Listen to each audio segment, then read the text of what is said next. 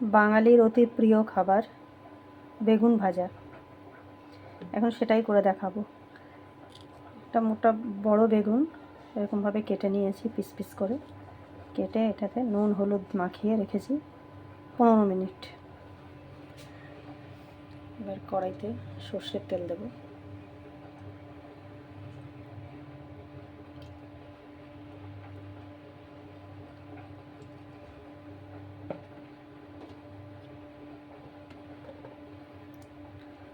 তেলটা গরম হবে,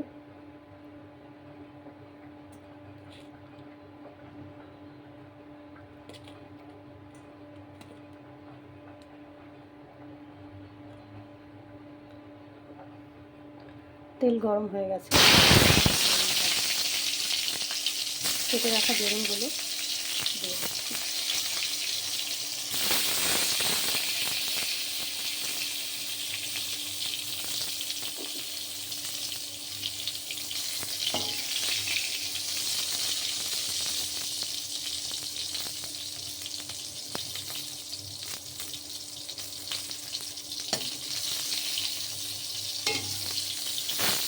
নিচে দিতে হবে,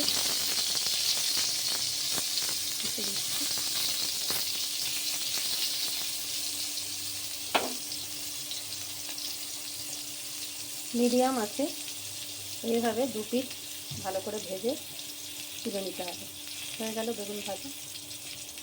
ডাল দিয়ে ভাত দিয়ে বাঙালিদের খুব ফেভারিট খাবার বেগুন ভাজা। লুচি দিয়ে, পরোটা দিয়ে আর রুটি দিয়েও বেগুন ভাজা খাওয়া যায়। Thank you.